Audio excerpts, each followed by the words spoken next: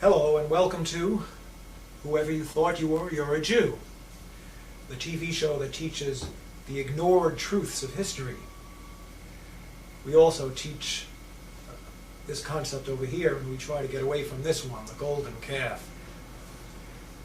Today's show is called Race, and I can't think of a subject where the expression the ignored truths of history is more apt than this one. When we talk about race, we're talking about that group of people that white people sometimes call niggers.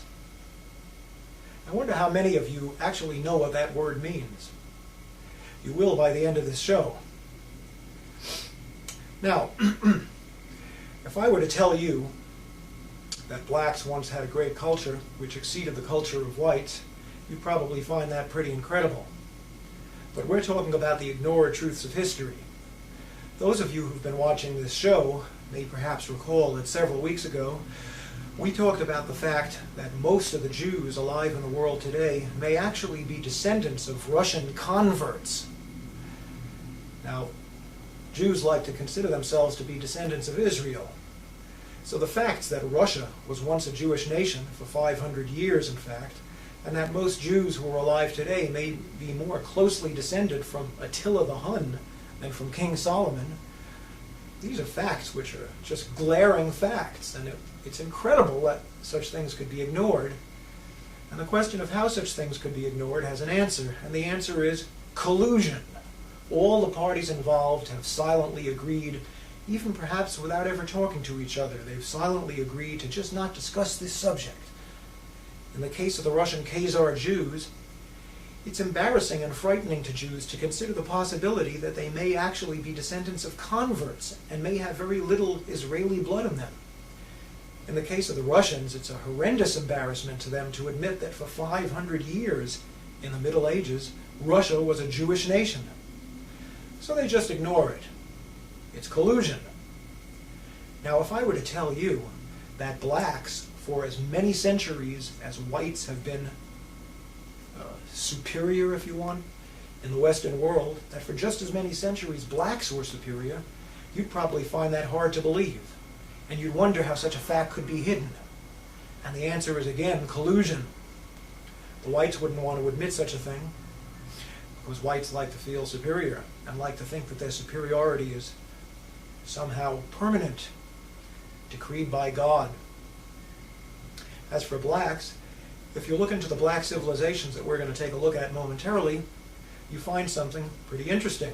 You find that those civilizations actually arose as Jewish civilizations, later to become Islamic civilizations. Now, we live in a nation where blacks are taught that whitey got ahead by being a liar and a thief. So today's so-called black leaders get on the air and proclaim that the way to get ahead in America is for the black man to be a better liar and thief than whitey. I don't know about you, but I've thought about this matter, and there's no question in my mind as to where these so-called black leaders come from. They were put up there by whitey. Now, I'm not going to name any names. But the truth of the matter is that the roots of black greatness historically lay in Judaism and Islam. So the blacks who are teaching today that the answer to the question, how do you get ahead, is get the money, dollar bill, y'all. You folks know who I'm talking about, and that's what they teach.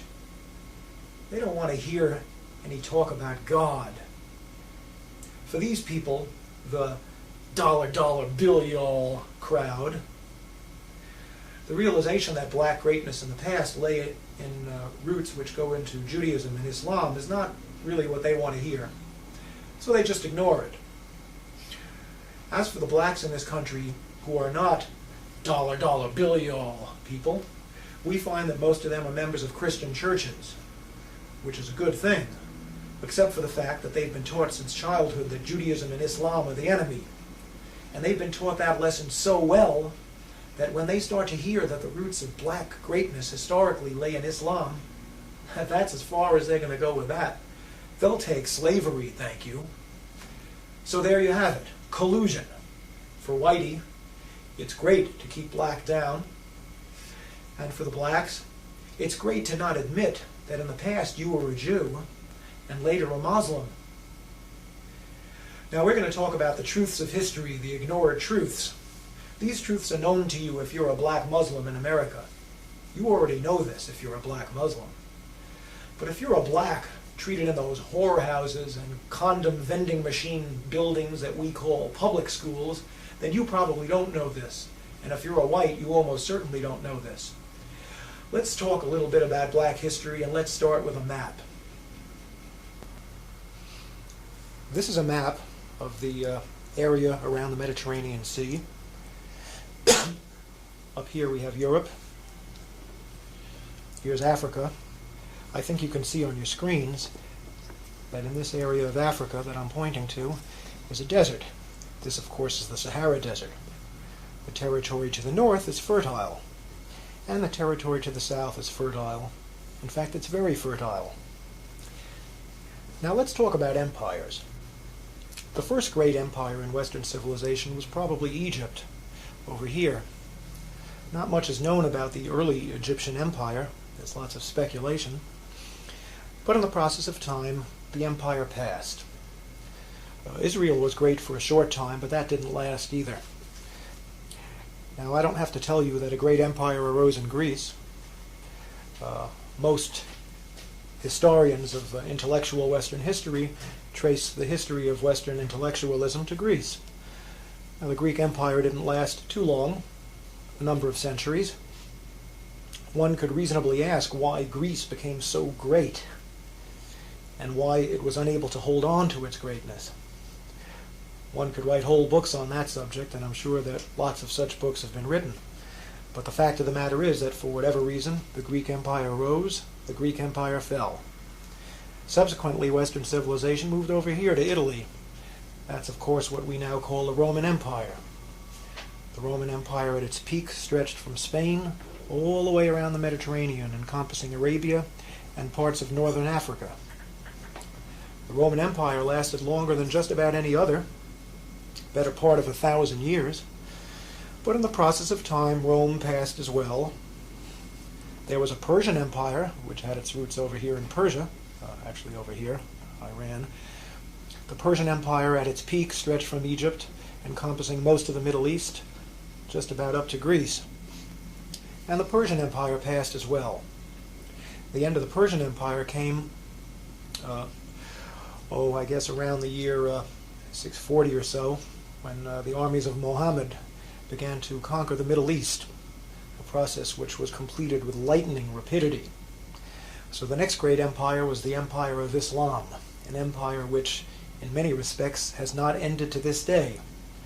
It arose in Saudi Arabia, immediately conquered the entire Middle East, conquered Persia. The Persian Empire was Zoroastrian in religion. They got rid of that, replaced it with Islam. They tried desperately to get into Europe at this end and failed, but what they did do was they came across North Africa, and North Africa fell to the Muslims. It fell quickly, so that by the year 710, they were over here at the Straits of Gibraltar. That was only, about 60 years after the death of Muhammad. It took them only 60 years to conquer the entire Middle East and get over to this point right here. This puts us at the year 710 AD. Now in the year 710 AD, a fellow by this name, let's get him to stand up a little better, Tariq ibn Ziyad, means Tariq the son of Ziyad. Tariq was, I believe, a Moroccan. This is Morocco over here. In other words, he was a Moor, a man from Morocco. This whole North African empire, Islamic empire, came to be called the Moors, or in Shakespeare, the Blackamoors. Sounds like we had some black people there, huh? Tariq took the armies of Islam across the Straits of Gibraltar and landed on the Rock in the year 710 AD. You'll never guess what he did next. He burned the boats. He made up his mind that if his armies of Islam could not conquer Spain, they weren't going home.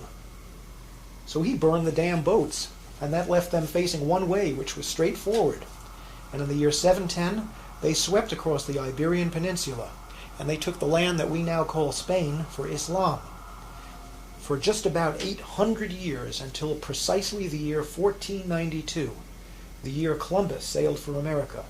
For almost 800 years, Spain was a Muslim country.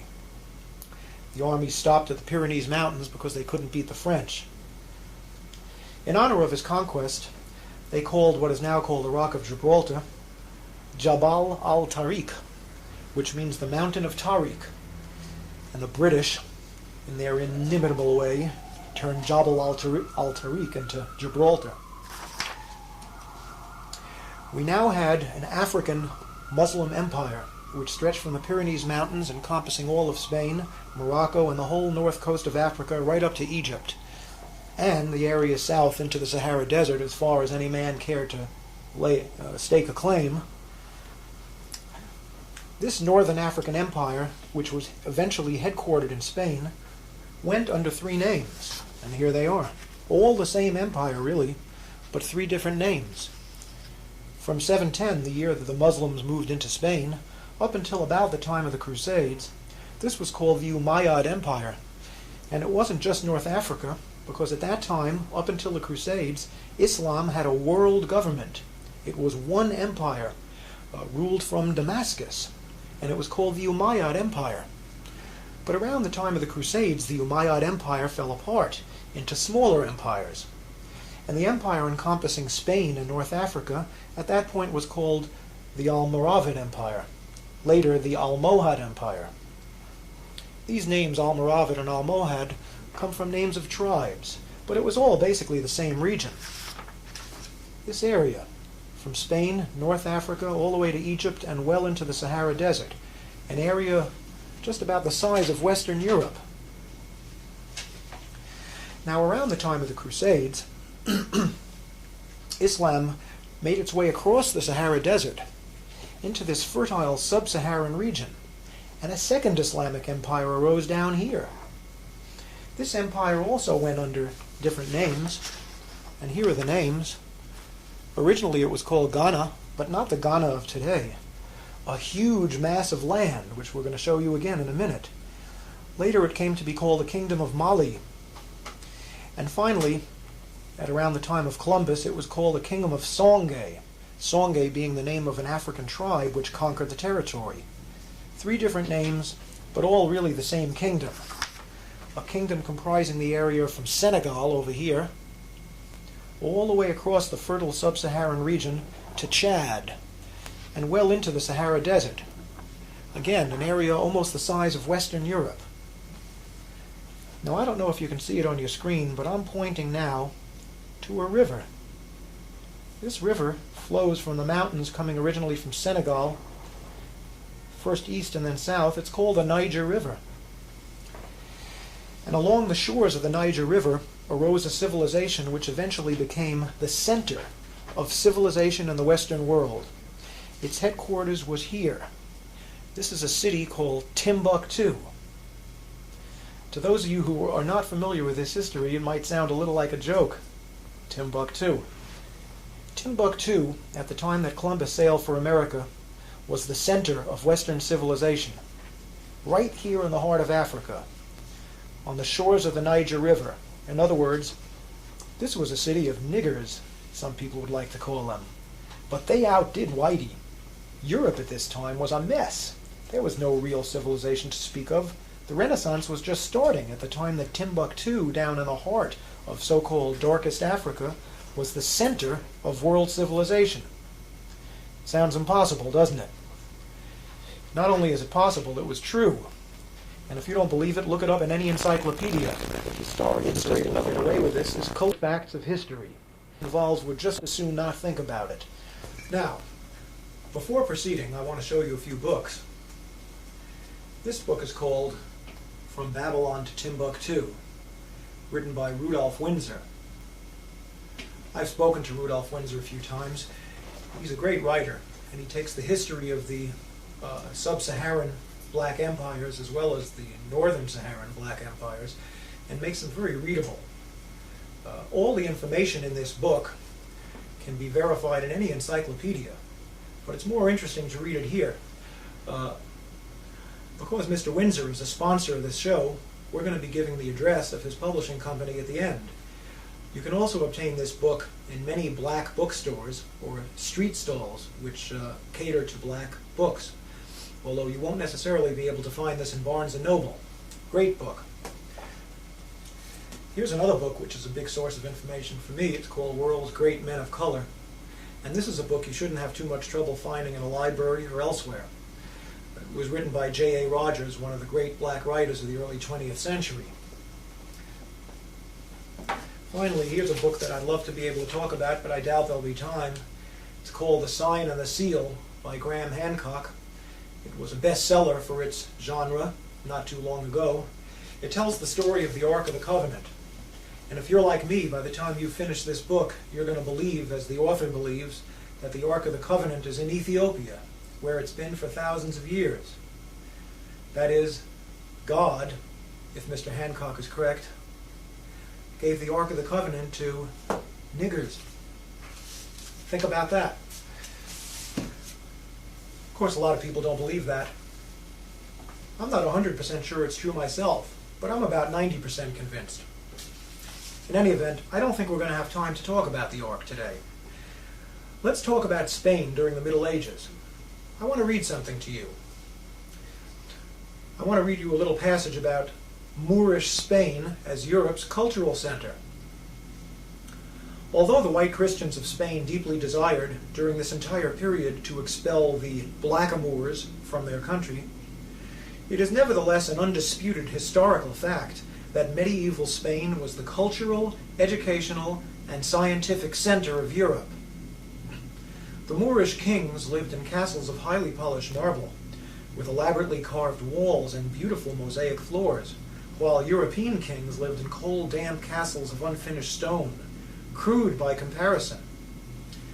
The streets of Spain's capital city, Córdoba, were well paved and completely illuminated by public lights, at a time when the streets of London were dark and covered with mud. The Moors possessed all the knowledge of ancient Greece, which was lost to Europe until the Renaissance. They made important contributions to philosophy, medicine, mathematics, chemistry, astronomy, and botany. Doesn't sound like such a dark age after all, does it? There were academies for the rich, free schools for the poor, and libraries containing books from all over the world. The Jews of medieval Spain got along famously with the Muslims, and for them the sojourn in that nation is remembered as being the second most glorious period in their history, exceeded only by the glory of the reigns of David and Solomon in ancient Israel. Medieval Spain was the time and place of Maimonides and many of the other great Old Testament scholars whose works constitute the foundations of modern Jewish thought.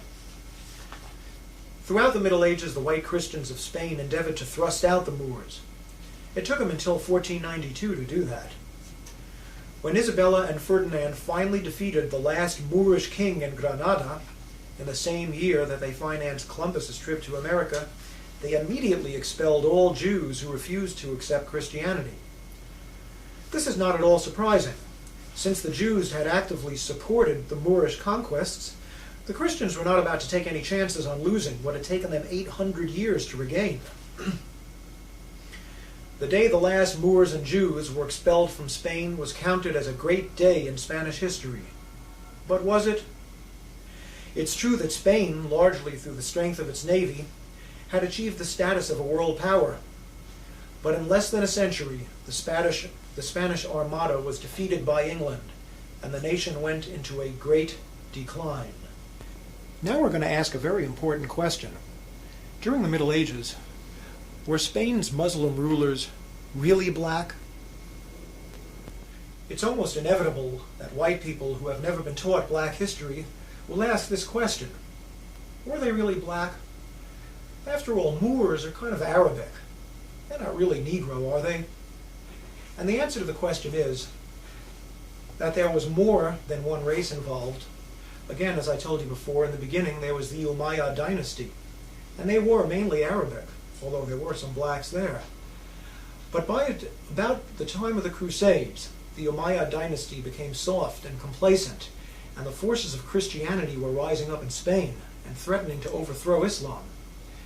A second dynasty of kings arose called the Almoravids. They came out of Senegal, which is right in the middle of Africa. That's about as black as you can get. They conquered Spain, and they were the rulers from then until the end. Centuries. There's no question that Spain was ruled by blacks, at least during the latter part of the Middle Ages. The third dynasty, the Almohads, was also a mixed dynasty. The greatest of the Almohad kings was a fellow who they called Al-Mansur, which means the Invincible. His actual name was Yaqub ibn Yusuf, which means Jacob, son of Joseph, almost like a Jewish name. Al-Mansur arose at a time when the Christian forces were really rearing up and threatening to expel Islam. The Christians put together a huge army of 300,000 men at a place called Alarcos. Al-Mansur called together all the forces of Islam from all across North Africa, all the way to Egypt, and put together an army which beat the Christians at Al-Alarcos in one of the greatest battles in history. Now, Al-Mansur was the son of a man who was described as being of mixed race, but his mother was a full-blooded Negro slave from Senegal or Timbuktu. That makes Al-Mansur at least 75% Negro. And that's about as colored as any black man walking the streets of America today. So the answer to the question is yes, Spain was ruled by blacks during the period when it was indisputably the cultural, scientific, and educational center of Europe. Believe it or not. Now the slightly out of focus map on the left-hand side of your screen shows the approximate boundaries of the medieval Great Black Sub-Saharan Kingdom, known variously as Ghana, and then Mali, and later Songhai, all the same kingdom, a rather large kingdom. The yellow color shows the modern nation of Mali, which is of course much smaller, and right in the midst of it is a large black arrow showing the location of Timbuktu, the greatest city of that nation. I'd like to read you something about Timbuktu. This kingdom was originally called the Kingdom of Ghana. From about 300 AD up to the time of the Crusades, Ghana was a Jewish nation. This has been documented by the writings of one Eldad the Danite, whose works constitute the main historical source of information for this time or place. So this was a Jewish kingdom. Did you know that there were Jewish kingdoms in Africa? After North Africa was converted to Islam, an immensely lucrative trade developed between Ghana and the Islamic states to the north. In other words, the empire that was centered in Spain, which we talked about. At first, the Ghanans traded gold, then iron, which was used to make weapons. Eventually, they traded grain, which proved to be the most lucrative of all. Shortly after the year 1000 AD, the kings of Ghana converted to Islam. Subsequently, the city of Timbuktu became the center of trade for the entire world, not just Africa. At that time in history, movement of goods across Europe from land was out of the question, because Europe was a collection of warring, barbarian states. So all goods from the East, and that means all goods period, because there weren't nothing being made in the West at that time, all goods from the East were brought to Egypt, where they were loaded onto caravans. The caravan routes all converged at Timbuktu, which, by the 15th century, had become one of the wealthiest cities in the world. From Timbuktu, the goods were transported 1,000 miles to the Atlantic coast, from where they were loaded onto ships bound for Europe.